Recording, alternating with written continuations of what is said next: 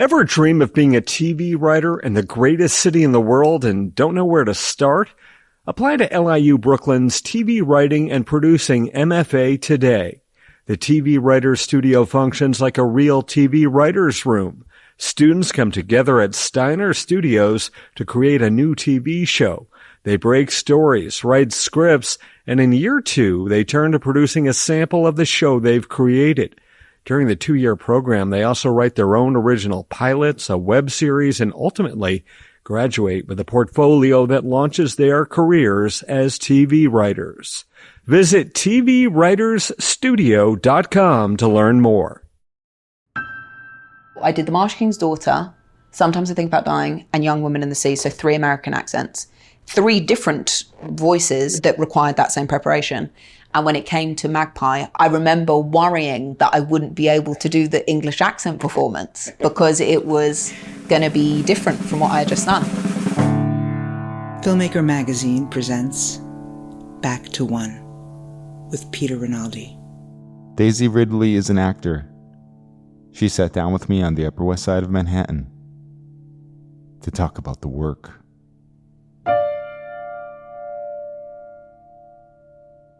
Is there a typical way that you like to begin your preparation process when you get a new character? Like, is there a typical first step that you take to kind of wrap your arms around how to play this new person?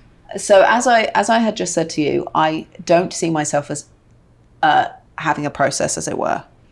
But that isn't to say I don't do heaps of preparation, but that also depends on whether I'm doing an English accent or an American accent. Because with an American accent, I would say there is more of a process that I can articulate, which is I read the script there when I have the job, and then my dialect coach Rick and I read the script through and do the accent prep on how things should sound, but also how things are being delivered and in terms of character and what that might be. And particularly with an American accent, the thing of going up and it's my natural tone in an English accent is my delivery is quite different than the, let's say, generalized American accent that we would tend to hear on screen.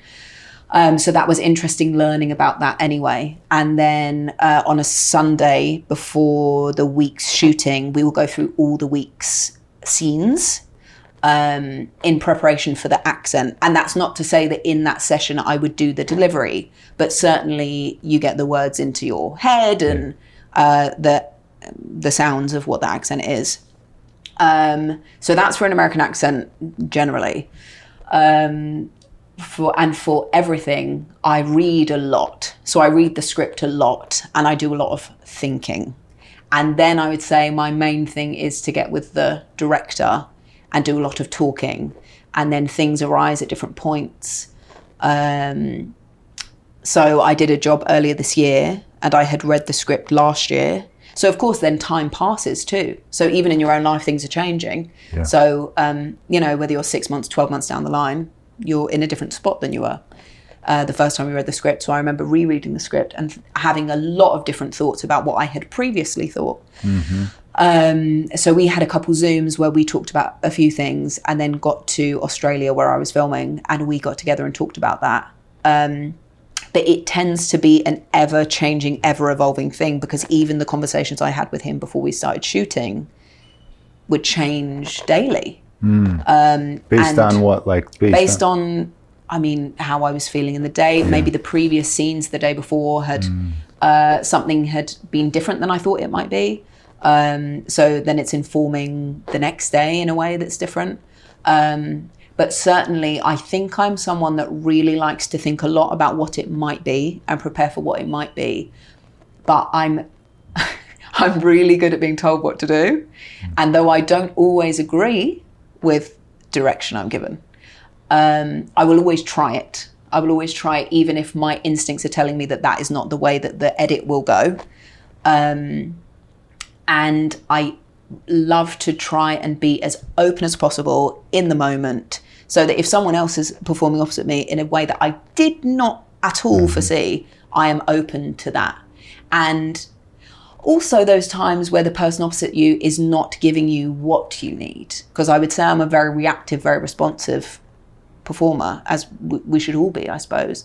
But, you know, there are times where you know that the energy required in the scene has to be an exchange. And if the person opposite you is not giving you that energetic output, sometimes you just have to put in that extra heft and imagine that they're doing the thing that you were hoping they would do, if that makes sense. So that is something I've also had. Or if the coverage is on the other person and they're giving a really interesting performance that is provoking something in you, and then they turn around and capturing me, and my scene partner no longer does that, I will sometimes try and remember the feeling of what it was when it was their coverage in order to adequately respond, because ultimately if they're using those takes, my takes have to match those takes. Or slap them in the head and say, why don't you do it like you did it? Fucking do it again. But yeah, I like to be, I just try to be as open as possible. And also particularly for other people's coverage, I like to try and, even if I've done my coverage, I like to, if I can see someone else like in their head, I will often say, is there anything I can do? Is there anything I can do differently in order that you get the performance that you want? That's a very good, generous actor right there. I try to be. You also said that, speaking of accents, though, going back to that for a second, that when it's an American accent, you're actually going back and doing text work that you don't normally do just because of that. Yeah. And it actually ends up being more work on the text than you would normally have. To the point that I did, sometimes I think about, I did The Marsh King's Daughter, Sometimes I Think About Dying, and Young Woman in the Sea. So 3 American accents, 3 different voices, but that required that same preparation. And when it came to Magpie, I actually remember saying to Rick, I don't know how to do this in an English accent. I actually cannot remember what I do. And of course, then you're learning lines and going through things. And particularly with Magpie, I literally grew that character from the ground up. So I knew her intrinsically. But I remember worrying that I wouldn't be able to do the English accent performance because it was going to be different from what I had just done. Yeah. And actually, I would also say, and again, it's not a personal process thing, but of course, there's hair and makeup and there's costume and all these things that are helping one key into the part that you're playing. So actually, I probably do other people a disservice by saying I don't have a process, as it were, because so much of what we do is work that's already been started in a big way. Yeah. Like production design has been in, and the set decorators have been in. There's, you're coming to a scene that's already been formed in many ways. Yeah. So it's a real togetherness. Yeah. Did you develop the ability to hear direction and not believe it and do it fully? Or is that something that you always had? Because I think that's fascinating, because me as a person who does this sometimes, and I mean, maybe it's because I'm a director. When I hear bad direction, I'm just like, no way, bro. I can't, no, that's not going to work. It's not going to, it's so anathema to me, I can't even, but it feels like such a good, quality to have as an actor, to give it a full on chance, even if you don't believe it, you know what I mean? Yeah, and I mean, sometimes it's not that it's bad direction, it's just, to me, it doesn't make sense, but that also is a reckoning with one's own ego, because why should it make sense all the time to me? That's right. I'm not the director. Yeah. So I actually think it's something that I've been more cognizant of over the last few years, certainly, that I'm aware. And I think that also comes with being in the edit and seeing the whole instead of just my own part in it. So there have been times where people have given me a no, and there was someone who I didn't agree with often. And my response was always, sure, I'll try it, sure. But I also knew, as 9 times out of 10, I knew that they would go for the thing that wasn't what they, or I assumed it. Do you think you're giving it a full chance then? Do you know what I mean? Yes. You are? Yeah, I do. Because there was a moment in Young Woman in the Sea, actually, a scene that I had, realized in my head, as you do. You go through what it might be and what it might look like. And I remember we got there and I was like, oh, I don't know what the fuck this is. I actually don't know what this moment is. And Yoakum, our director, gave me a piece of direction that I found very surprising. And I was like, yeah, okay. And tried it and was like, oh, great. So sometimes I will get direction and I think, I don't know how this will work. I don't know if this will work, but sure, let's try it and maybe it won't work. And on the flip side of that, being open to it and then it working, going, And that's why I think my trust has probably grown in some ways, but my cognizant, available trust in a way that I probably wasn't aware of before. But now thinking, well, if I'm in a director's movie, it's their vision. Yeah. So of course I have to be open to their interpretation. And of course I'm inhabiting a character in that universe.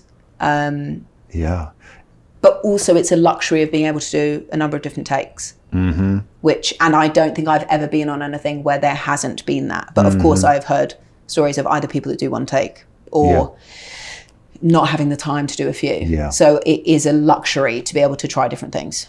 You also said that you don't really feel a difference between these big budget movies and ultra small budget movies for you.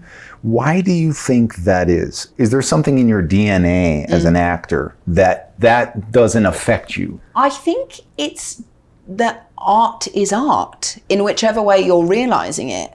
In the same, I don't know really how to describe it other than I will prepare in the same way. I will think about things in the same way. There are lots of things that honestly have nothing to do with me, and often that is the budget and things like that. So, but in terms of character, I'm coming in, inhabiting a world, trying to do my best work and trying to help move the story along. So it feels... I mean, has anyone ever come on here and said they treat them differently? Mainly, yes, but not treat them differently, but it's mainly that there is this feeling of freedom on a low budget movie. Interesting. I just find it fascinating that if you really don't see the difference, it makes me think like maybe you're focused, and it's just like there's always one thing that's always there, and it's a camera. Yeah. And I'll tell you something, actually, focused is the word that I would say is me. The something, and it's not process wise, but I do not have my phone on set. Yeah. And I do not care for other people to have their phones on set. I think it's really, really bad practice. So on Magpie, I banned phones, except for if people needed them. I feel like we are in, I'm actually stealing Jerry's quote, but Jerry Bruckheimer says we're in the business of transportation, getting people from one place to another. And I feel like as actors, all you're trying to do is connect with the people around you and the world around you. And I really... It's the one thing I really do not care for, that interruption. Even if you step away and have time alone, we are in a scene together, and that needs to be focused. And I find that very distracting. Yes. And I've always been like that. Even between scenes. It's so crazy to me. Because there's some kind of, it's like, if you believe in anything mystical, which by the way, that's the other thing that I've come to learn from this show, that this work is much more mystical than I thought. Okay, so if you start to think in those terms, and this thing like kind of brings you out of this for sure hovering mystical thing. And I'm also not someone that between takes. I mean, again, different strokes for different folks. There are some scenes that are heavy emotional lifting that I wouldn't necessarily come out and crack a joke. But for the most part, I am someone that is pretty relaxed between takes. And that's also, again, having an amazing team around you who can sort of read how you are in that moment. But even if we're filming and there's a moment while cameras are moving, we're still connected. Even if we're talking about something else, we are still connected. Yeah. And the minute that comes up, that is an interruption, and that is a barrier. So that's something I'm really, really, really not keen on.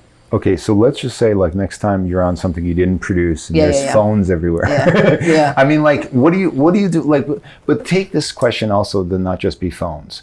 When you're on a set where things are going on that you don't want to see environmentally, Right. or just feelings, or Right. just atmospheres. Right. What do you do? So I have worked on something that was, the environment on set was toxic, I would say. And it is not any of the films that people might think it is.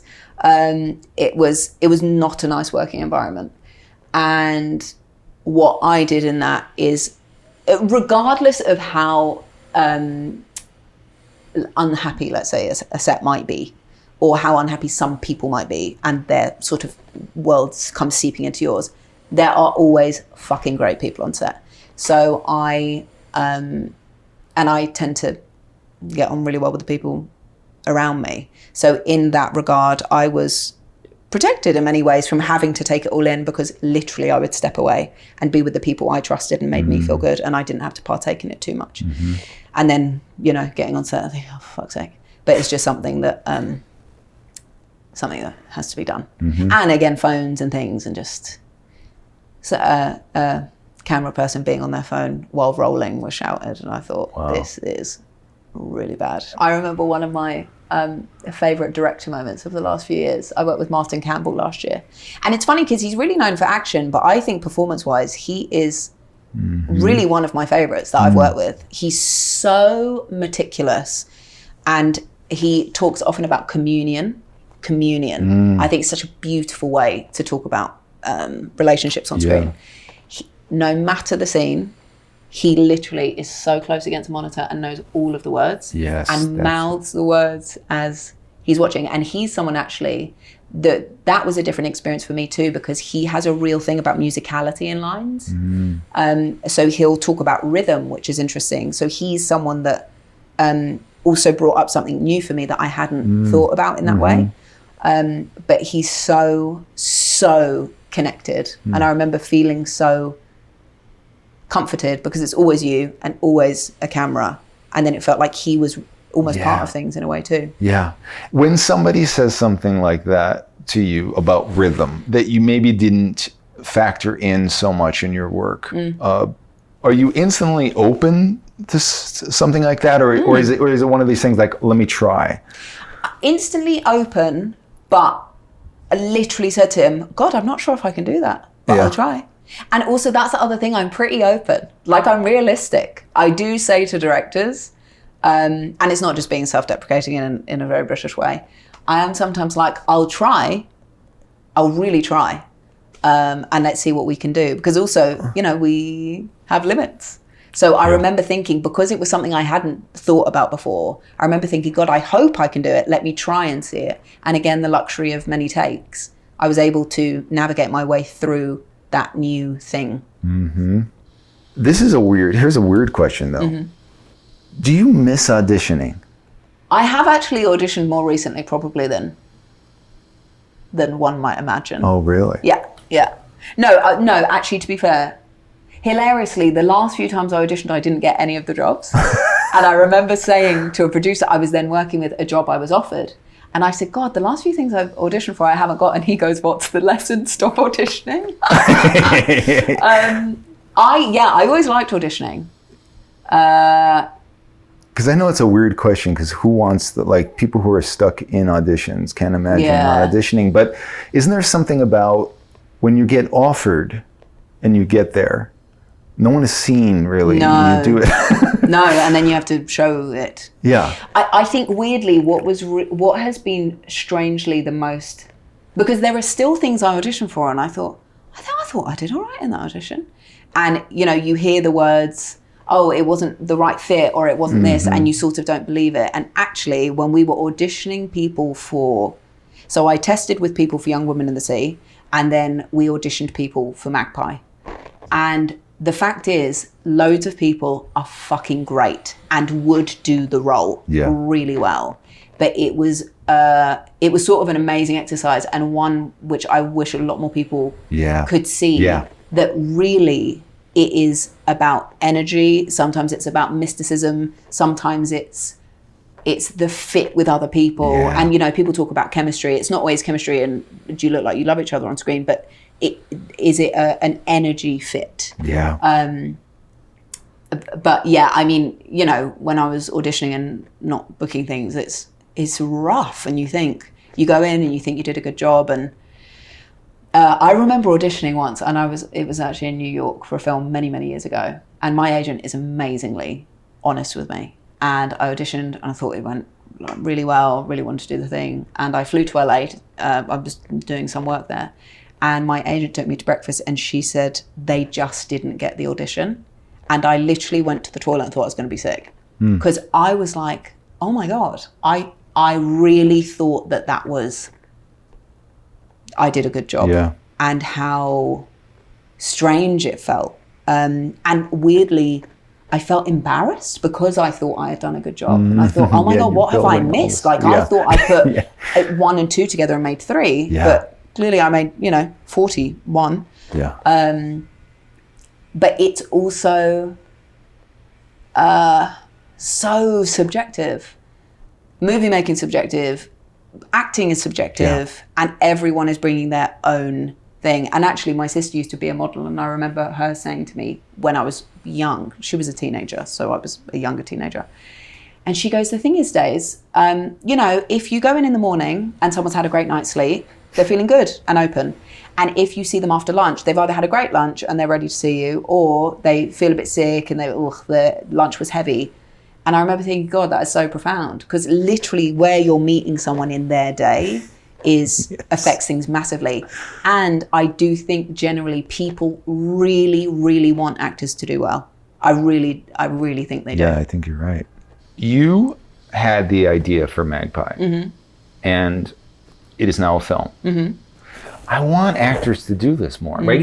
Isn't there some kind of, beyond being an actual producer of this, being the seed of it, like coming from you, isn't there some kind of ownership of the whole thing that you feel when you're there doing it? Do you know what I mean? Even if actors don't know how to write or something like that, just the idea of it being the seed, I feel that feels so good to me, and I wish more actors did that. But what was the process of that for you to bring Magpie, to let that seed grow? Well, the process was very intimate anyway, because my husband wrote it. So I had the idea and he was writing it. And the way he wrote it was he'd get up and write however many pages. And then I would read those pages and either go, not sure, this is great. This is what I was thinking. Cool. This is working. Fantastic. That is not how he usually writes. Oh. And obviously I have never been part of something like that either. So it was a new endeavor for the both of us.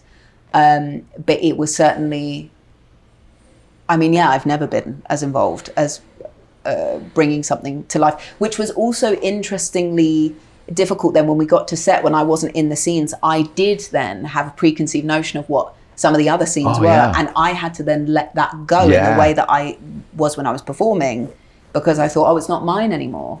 And actually, I do remember thinking, each time we opened it up to another person, thinking, it's not ours anymore. Like now we're sharing it, which is it's an amazing feeling, but it's quite a strange feeling because it's control, right? And then you have to let go of that and let other people interpret what they will. Right. But certainly building someone from the ground up was an interesting exercise. But again, there were still moments in the film that I thought, I don't fucking know how to do this. Wow. One, have you seen the movie? Yes. So the scene in the job interview. Yeah.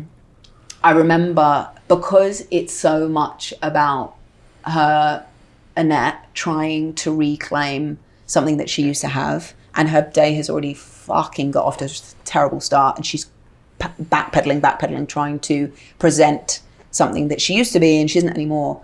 And Al, who plays Richard, was so great, but I remember thinking, fuck, like I actually I can imagine what I think it should be, but I don't know if I can get there. And that was one of the days where I took Sam aside and was like, oh my God, this is making me panic. And I knew we had a lot to get that day. So I was also in a producerly way going, oh my God, we have to make the day. Yeah. So that was a moment where I really thought he was amazing and very calm. And that was a moment where I thought, this is why other people come on. And this is why you have to trust the people that you bring on, because I let myself be guided by him. And then I literally did the one take that I think we used. And I was like, oh, okay, that felt right. And I don't know that I fully captured that again, but I knew we had the one take of it. So that was, and it's also a strange thing to edit something where I know what I was feeling.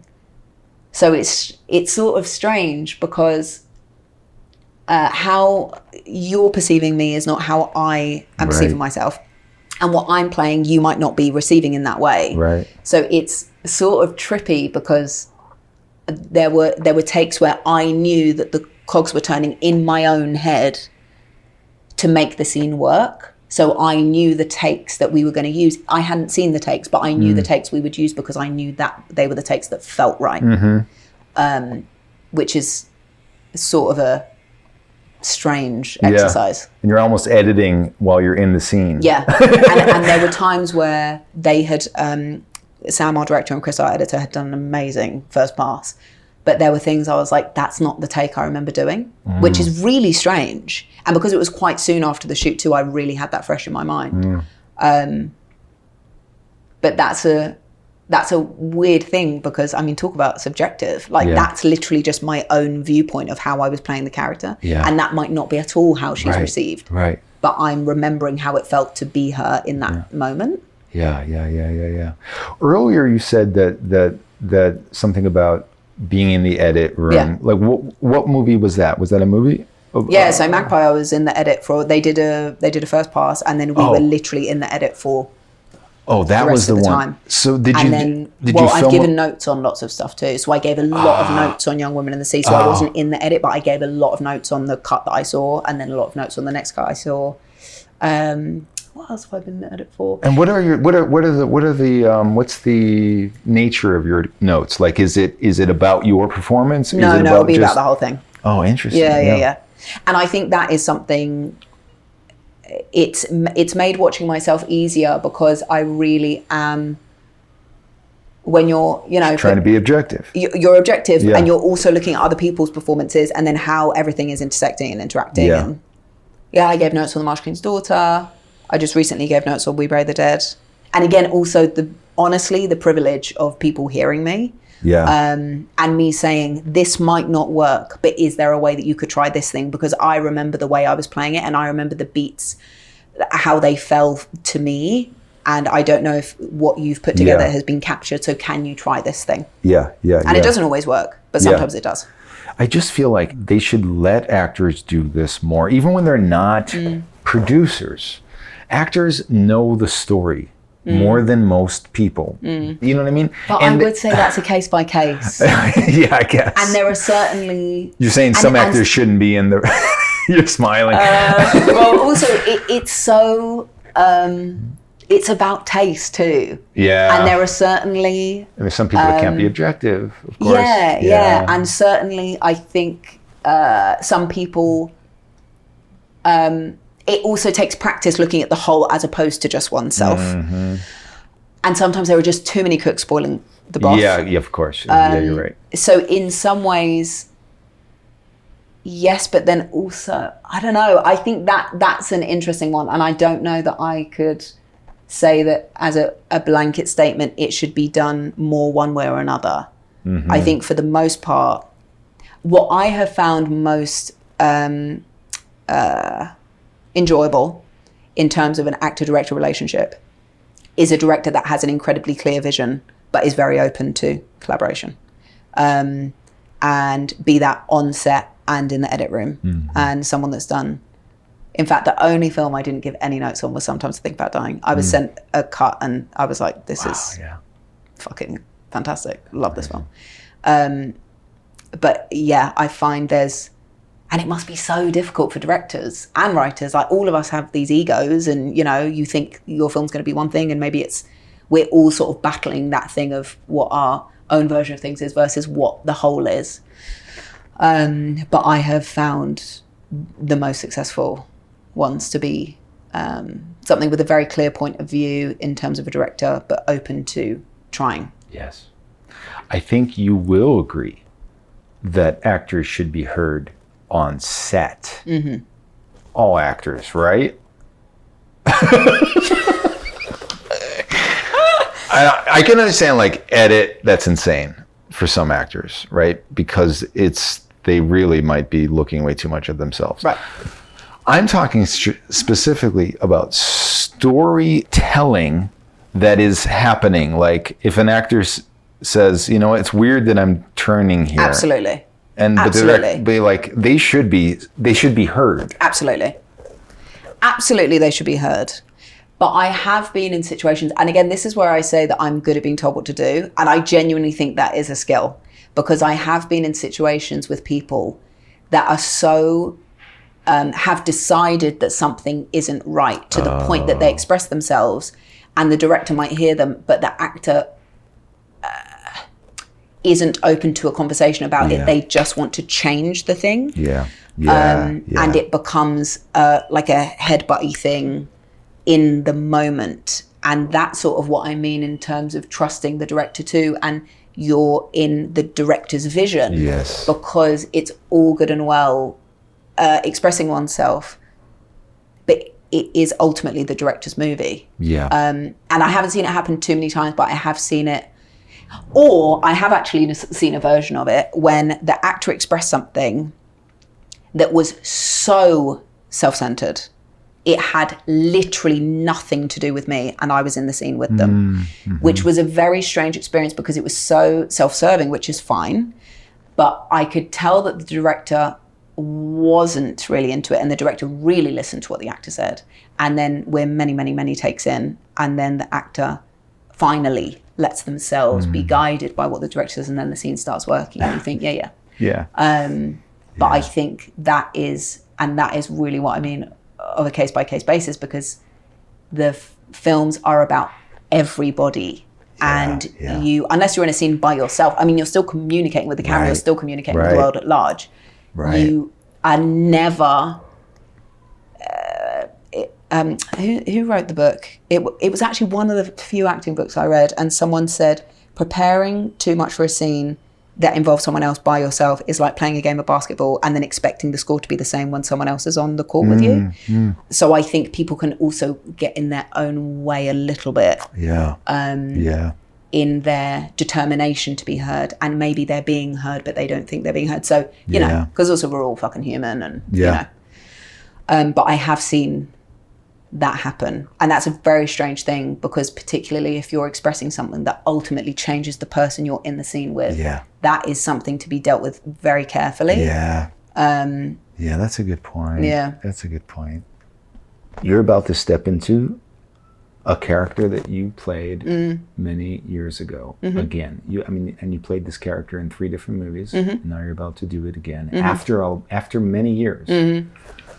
You've never done that before. What are your worries, apprehensions? Also, the idea that like people have ownership of this character too, that they shouldn't. I mean, people think they have ownership of it. Do you know what I mean? And you truly own it. Like, that's what I believe. Like, the actor, not even the writers, like especially after 3 times, like, that's your character, right? So do you have to think about something like that when you step back in again? Like, do you have to do something to like return her to you? What you know Genuinely, what I mean? the answer is I don't know. I do not feel that I am stepping back into something and it's going to just slip on and off I go. Many years have passed. Many things have happened in a world way in the intervening years. Many things have happened for me personally in the intervening years. It's interesting. I would say, yes, I do have a lot of ownership, but I am still playing a character in someone else's vision. Yeah. So that is, that will be new. And also I am playing a character who I haven't seen for some time, and those intervening years have existed in another realm. So I feel nervous that I won't be able to capture it again, which I feel like that makes sense. But it also feels so strangely far away that I would imagine, emotionally, that I would imagine in the run up to it, those nerves will build a lot. And then I would hope that I will step onto set and go, okay, here we are. But I have a really, I have nerves that I won't be able to I don't know, get it back or, and of course it's not really get it back because she's in a different spot too, but Right. It feels like, even though it's a character I've played before, it feels like an entirely new endeavor. Even though I have all of this lived experience, it does feel like a totally new job. Yeah. There is no right, though, right? There is no it, capturing it, right? Yeah. There is no, it is you. Yeah. I mean, it's always been you. Yeah. Right? I mean, are those freeing things I just said? That was quite nice, actually, yeah. What's it, Bill? It's always been you. Great line. Do you know what I mean? Yes, like, you're right. Right? Yeah. There's nothing actually to worry about at all. So much to worry about.